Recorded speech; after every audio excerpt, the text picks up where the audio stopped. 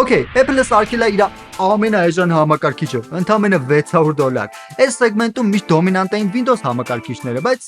Apple-ը որոշեց, որ հերիք է, այս սեգմենտով պետք է զբաղվել։ Այսօր հայկական YouTube-ում առաջին անգամ փորձարկենք iPhone-ի պրոցեսորով աշխատող MacBook Neo-ն, որը իր վրա ունի լիարժեք macOS համակարգ, կհասկանանք արդյոք ցածր գինը ազդել է որակի վրա, արդյոք ունի բավարար հզորություն առօրյա գործերի համար եւ ավելին, պլյուսներ ու մինուսներ ու կփորձեմ պատասխանեմ ամենակարևոր հարցին։ Արդյոք քո համար է MacBook Neo-ն։ Ժողովուրդ, նայում եք մինչև վերջ, որովհետև վերջում նես մեծ բան եմ ասելու, սենց որ ահավոր զարմանեք, որ բում, այդենց։ Ժողովուրդ, բայց մինչև առաջանցնելը կուզեմ հատուկ շնորհակալություն ասեմ Laptop Store AM on-line վաճառասրահին, որ մեծ սիրով սարքը մեծ տրամադրեցին փորձարկման համար ու այսօր մենք հնարավորություն կունենանք ծանոթանանք MacBook Neo-ի հետ։ Իսկ գնել ցանկացողների համար հղումը կթողեմ նկարագրությունում։ Տուփի մեջ ստանդարտ MacBook-ի կոմպլեկտացիա է։ Հենց սարքը, լիցքավորման լարը ու 20W ադապտերի գլխիկը, ստանդարտ թղթաբանությունը ու ցավոք չկա խնձորը։ Մենք կկարողանանք Apple-ի խնձորները ու դաժե կարծում եմ, որ կդառնա ինչ-որ կոլեկցիոն մի բան այդ խնձորները ով ունի, պահեք, կարող է հետո մի օր eBay-ում կարողանաք ծախեք թանկով։ Okay, ամենակարևորը փորձում ենք մի մատով բացելու թեստը տենանք անցնում է թե չէ։ Հանգիստ անցավ։ MacBook Neo պատրաստված է վերամշակված ալյումինից, լավ ամուր սարք է։ Ու իրոք շատ գովելի է, որ այս գնային սեգմենտի սարքը պատրաստված է ալյումինից, այլ ոչ պլաստմասից, ոնց հիմնականում այս գնային Windows սարքերը։ Անկեղծ որ ասեմ, մտքից չի էլ գալիս ինչ որ Windows համակարգիչ այս գնային սեգմենտում, որ մետաղական կորպուս կունենա, եթե գիտեք, հլգրեք մեկնաբանություններում։ Որ իրոք շատ սիրուն է։ Կլասիկ MacBook կլորացրած եզրը 1.27 սանտիմետր հաստությամբ, կշռում է 1.23 կիլոգրամ, որ ահա որ թեթև է զգացվում։ Ունի 13 դյույմանոց Liquid Retina էկրան 500 նիտ լուսավորության հզորությամբ։ Էկրանի չափերի հարաբերակցությունը 2408-ը 1506-ի վրա։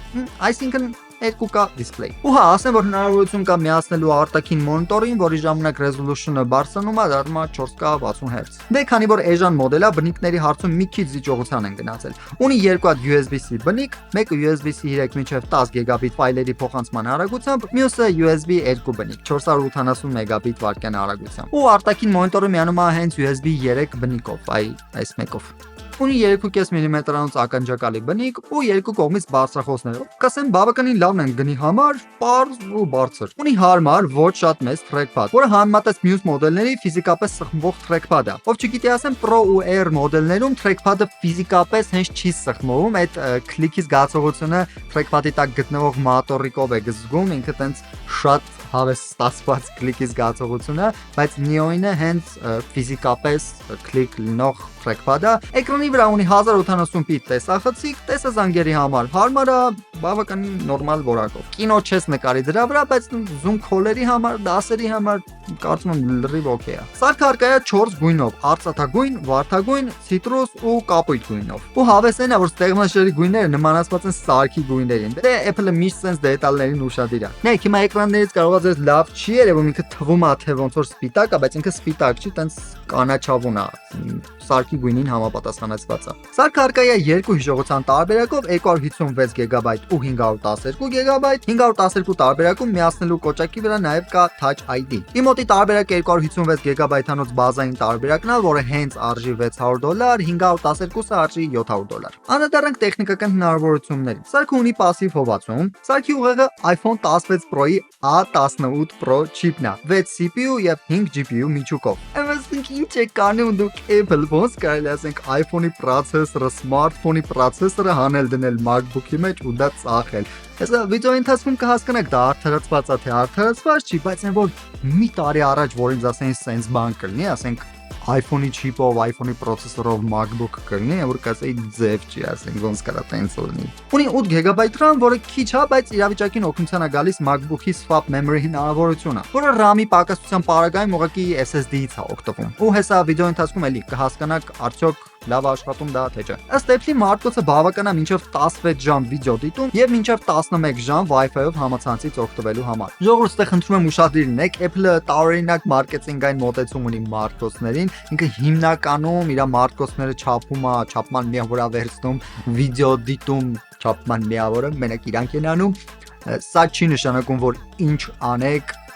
համակարգիչը աշխատելու այդքան կամ iPhone-ներն էլ են տես չափվում։ Ինքը հենց նշանակում է վիդեո դիտում, այսինքն դուք այդքան ժամ կարաք վիդեո նայեք, այդքան ժամ բնականաբար տենց ոչ մեկ չի դենլու վիդեո նայի, ասենք 16 ժամ, բայց իրանց չափման ձևն է։ Սրա վրա խեմ ուշադրություն դարձնում, քանի որ մեր տեղական վաճառասրահներում ես ոնց նկատել եմ ուղղակի անտեսում են այդ վիդեո դիտում չափորոշիչը, ուղղակի տենց գրում են, այս ինչքան ժամ կաշխատի, որը կեղծ մարքեթինգ է ստացվում։ Չեմ ասում դիտավորյալ են անում, կարծում եմ տեղյակ չեն դրա համար են անում, դրա համար ով նայում է իմացեք, որ այդ ժամերը երբ Apple-ը գրում է MacBook-ի, iPhone-ի, iPad-ի պարագայում դրանք հիմնականում վերաբերում են վիդեո դիտմանը։ Իսկ հիմա ձեր էկրաններին կարաք տենաք Geekbench-ի արդյունքները։ Համեմատության համար ստեղ կարաք նաև տենաք առաջին M1 չիպով 13 դյույմանոց MacBook Air-ը ու M2 Max չիպով 16 դյույմանոց MacBook Pro-ն։ Ու ոնց տենում եք CPU-ի հզորությամբ A18 Pro չիպը ավելի հզոր է քան M1-ը։ Չնայած գրաֆիկայի տեսանկյունից, օքեյ, մի քիչ զիջում է։ Հասկանում եք 6 տարվա MacBook-ի չիպը CPU-ով զիջում է, ասենք անցած տարվա iPhone-ի չիպին։ Ու հաստեղ առավել ուշադրիները երևի թե նկատեցին, որ ասեցի A18 Pro չիպը 6 CPU ու 5 GPU միջուկով։ Բայց մի րոպե, երբ նայում ենք iPhone 16 Pro-ի էջում, որը հենց ի սկզբանե A18 Pro չիպ ուներ, կրենք տենենք, որ ստեղ նշված է 6 CPU ու 6 GPU միջուկ։ Այսինքն ինչ է դուրս գալիս MacBook Neo-ում տեղ գտած A18 Pro չիպը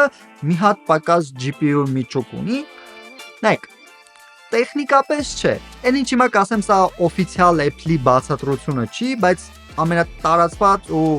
ամենահավանական բացատրությունն է։ Apple-ը ու ոնց մնացած ընկերությունները իրենց դետալների պրոցեսորների արտադրման համար քանակական նախապատրեներ են անում։ Apple-ը պատվիրում է միլիոնավոր չիպեր նոր սարքերի համար, բայց կախված վաճառքի քանակից ուրիշ հանգամանքներից այդ չիպերը ուղղակի չեն օգտագործվում։ Ու այդ հանգամանքներից մեկը այն է, որ չիպերը ոչ միշտ են արտադրության process-ում իդեալական դուրս գալիս։ Որոշները լինում են դեֆեկտով, չեն անցնում թեստավորումը ու արդյունքում ստացվում է չիպ, որը ասենք ունենում է մի հատ դեֆեկտով չաշխատող GPU միջուկ։ Այսինքն հավանաբար այդ մի միջուկը ֆիզիկապես կա պրոցեսորի մեջ, ուղղակի չի աշխատում, դեֆեկտով է։ Կա ուրիշ վարկած նաև, որ Apple-ը ինքն է անջատում այդ միջուկը ուղղակի ջերմափոխանակության համար, որ շատ չտականա, բայց ես ու լիքը մարդիկ, լիքը այս ոլորտի մարդիկ հակված են առաջի տարբերակին։ Լավ, բայց տասնյակ հազարավոր չիպերը չեն գցելու զիբուլակը, միտեղ պետքա օգտագործեն, չէ՞։ Ու Simcook-ի մտքով անցնում է վերցնել այս չիպերը, մաքսիմալ հնարավոր էժան դետալներ ու դրանցից պատրաստել ամենաէժան ու հասանելի MacBook-ը։ Իհարկե, Apple-ի ստանդարտներին համապատասխանով։ Այս գիտեք ոնց որ ինչա, որ տունը չօգտագործվող բանջարեղեններ, ինչ որ մթերքներ է լինում, տնեցիկ տենց վերցնում, խառնում են սաղերար, սարքում են աջափ սանդալ ու ոնց որ էսի դրա նման մի բան է, էլի։ Հնարավոր է որ այս ուտելիքը հենց տենց էլի հայտ է եկել։ Նենց որ եթե սիրում եք աջափ սանդալ սարքել, ուրախացեք։ Simcook-ի պես եք մտածում։ Լավ, եկեք խոսենք առավելություններից ու թերություններից, բայց միջև առաջ անցնելը, եթե վիդեոն ձեզ դուր է գալիս, կխնդրեմ չալարեք, բաժանորդագրվեք ալիքին, դրեք լայք, կիսվեք վիդեոով, որ իրոք ահա որ շնորհակալ եմ իմ հետևորդներին, որտեղ ձեր ակտիվության շնորհիվ է, որ այսօր հնարավորություն ունենք փորձարկենք այս սարքը, որ դուք էլ կարողանաք որոշում կայացնեք ձեզ պետքա թե չէ։ Ու ինչքան շատ լինենք ակտիվ լինենք, այնքան ավելի ու ավելի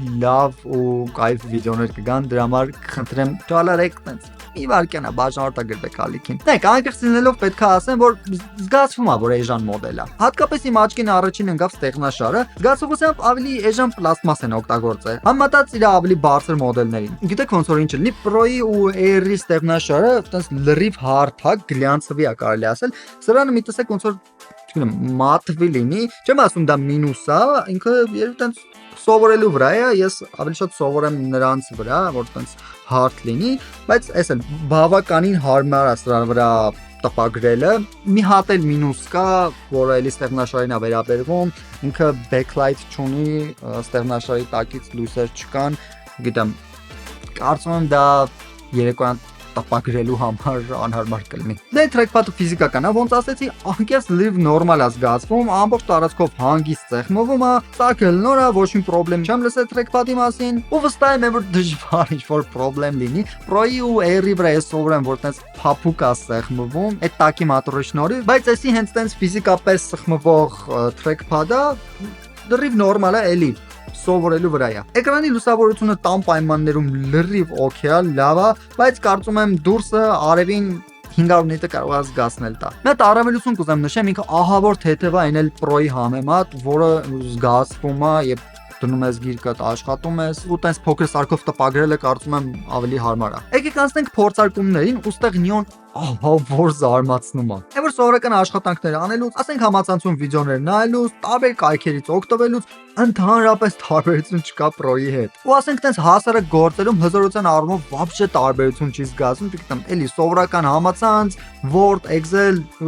вообще պրոբլեմ չկա։ Նույնիսկ եթե միանգամից տարբեր ծրագրեր եք բացում, RAM-ը swap memory-ի հետ միասին տենց տակից դուրս գալիս է, բայց այդտեղ պետք է մի հատ բան զգուշացնեմ, շատ կարևոր բան, ժամանակի ընթացքում, երբ համակարգիչը լցվի, հիշողությունը լցվի, swap memory-ն արդեն այդքան էլ լավ չի աշխատելու ու արդեն կզգաք RAM-ի պակասությունը։ Բայց ես չեմ լինի, եթե չփորձեմ մի քիչ ավելի ծանրաբեռնեմ այս փոքրիկին ու ասենք իրա վրա բացեմ իմ մոնտաժի պրոյեկտներից մեկը։ Ու ոնց տենում եք աշխատում է, սա 4K վիդեո պրոյեկտ է։ Ու հենց թեկուզ մենակ եմ փաստը, որ պրոֆեսիոնալ DaVinci Resolve Studio ծրագիրը վրան աշխատում է, ու նույնիսկ հնարավոր է մոնտաժ անել վրան, դա իրոք զարմացնում է։ Դե իհարկե նաև փորձեցի Apple վիդեո մոնտաժի ծրագիրը ու էլի առանց խնդիր աշխատում է։ Փորձել եմ բացեմ Affinity ծրագիր, որը Photoshop-ի ծրագիրը ու էլի շատ լավ առանց պրոբլեմ աշխատում է։ Փորձեցի Logic Pro-ն, որ թույն աշխատում է։ Logic-ը իր մեջ ունի դեմո պրոյեկտներ, որ տարբեր հանրահայտ երաժիշտների հետ համագործակցելով հնարավորություն են ունենում նայենք թե ոնց են սարքել այս երգի Logic Pro-ի պրոյեկտը։ Կներեք, որ copyright-ի պատճառով չեմ կարող երգը դնեմ, բայց այն որ աշխատում է։ Նայեք, ժողովուրդ, չեմ ուզում տպավորություն ստեղծվի, որ ասում եմ MacBook Neo sense ծանր գործերի համար է, չէ, ինքը տենց եթե մի քիչ էֆեկտներով ծանրաբեռնեք, վստահ եմ սկսելու է կախել, լավ չի աշխատելու, բայց հասարակ մոնտաժի, հասարակ էդիթինգի, չգիտեմ, հասարակ երգերի համար, չնայած երգերի պահով հասկացանք, որ դաժե պրոֆեսիոնալ երգերի, բայց միևնույնն է, հասարակ գործերի համար լրիվ օքեյ է, բայց եթե տենց էլի ծանրաբեռնեք սկսի կախել։ Դե խաղերին չեմ անդրադառնում, ինքը իրոք խաղերի համար չի, կարա YouTube-ում գտնեք վիդեոներ, որտեղ Neo-ի վրա Cyberpunk են դաժե խաղում, բայց քանի որ ինքը ունի пассив հովացում, մի որոշ ժամանակ հետո տաքանալու է, FPS ընկնի ու հաճույք չեք ստանա խաղից։ Ոստեղ բնականից հարց առաջանում, օդում կախված հարց կա։ Ում համար է MacBook Neo-ն։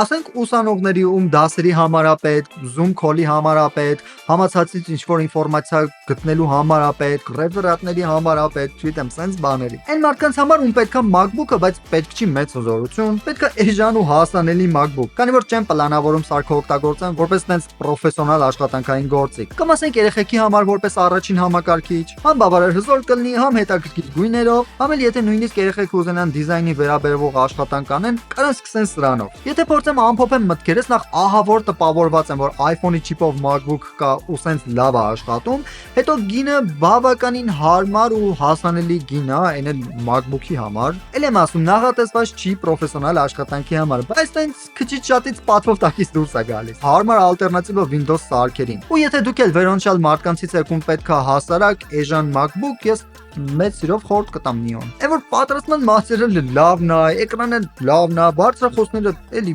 օքեյ է, միակ բանը, որ իրոք կուզեի, դա ստեղնաշարի լուսավորությունն է, այդ կարծում եմ զգացնել կտա ու գոնե SMI USB-C-ն էլ որ լիներ 3 USB-C 3 այդ շատ լավ կլներ։ Ու հա, հիշում եք վիդեոյի սկզբում ասեցի մի բան եմ ասելու, ահա որ զարմանակ։ Իդեպ ով մինչև ստեղ նայեց, ապրեք դուք։ Ուրեմն այս վիդեոն սկզբից մինչև վերջ մոնտաժել եմ MacBook Neo-ով, օգտագործելով DaVinci Resolve ծրագիրը։ Է որ Wow, ու համել վիդեոյի thumbnail-ն եմ սարքել սրանով, վիդեոյի են նկարը, էլ եմ ասում, նախատեսված չի սենց գործերի համար, բայց որ իրոք զարմանալի է, որ դանդաղ, բայց տակից դուրս եկավ։ Մեկնաբանություններում գրեք ձեր կարծիքը MacBook Neo-ի մասին, ես բոլորը կարդում եմ, փորձում եմ պատասխանեմ դրանց, համել գրեք ինչ սարք կուզեիք հաջորդը տենայիք ալիքում։ Սիրում եմ ձեզ, առողջ եղեք, միշտ նոր հանդիպում։ Տարօրինակ մարքեթինգային մոտեցում։ Չի լում ասել։ Դառով շուտ ասելուկ։ Տարօրինակ մարքեթինգային մոտեցում։